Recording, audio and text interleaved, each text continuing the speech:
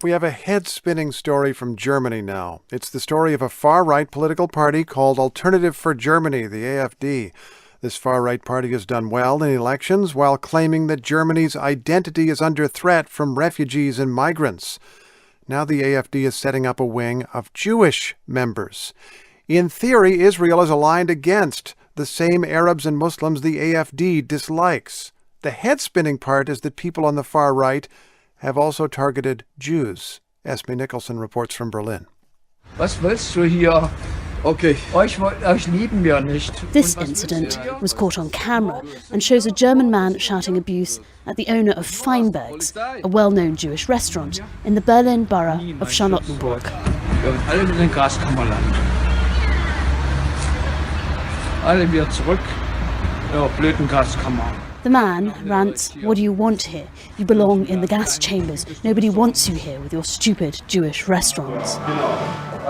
Mike Delberg, a restaurant regular and friend of the owner, says anti-Jewish sentiment is more brazen since the AfD's strong showing in last year's election.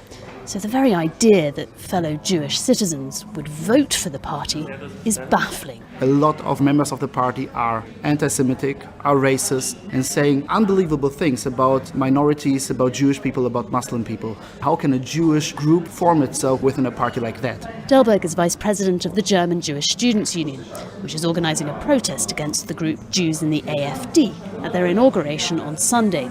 He warns that the AfD is trying to exploit its Jewish members. The AfD tries to come over as very pro-Jewish, very pro-Israeli. It's not because they like the Jews, it's not because they like Israel very much, it's because they hate the enemies of Israel so much that they think that they have a strong partner within the Jewish community to fight those people.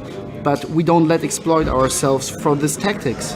Wolfgang Fuhl is also Jewish, but he's a founding member of the group Jews in the AfD.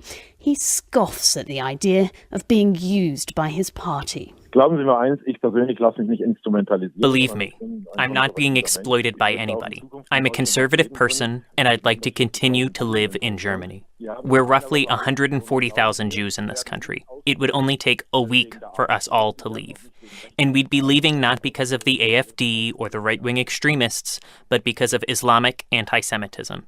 Melanie Ammann, reporter for the news magazine Der Spiegel, is an authority on the AfD. She says she sees a lot of parallels between the anti-Semitism of the Nazi era and the AfD's anti-Islam sentiment today. From a lot of AfD leaders, you hear derogatory, aggressive, general accusations towards the Muslims that can be comparable to the way the Nazis treated the Jews. For example, see them as enemies of the German people.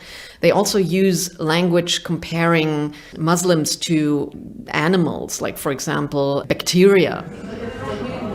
Back at Feinberg's restaurant, Mike Delberg warns that Jews should be suspicious of the AfD's stance on alleged Islamic anti-Semitism.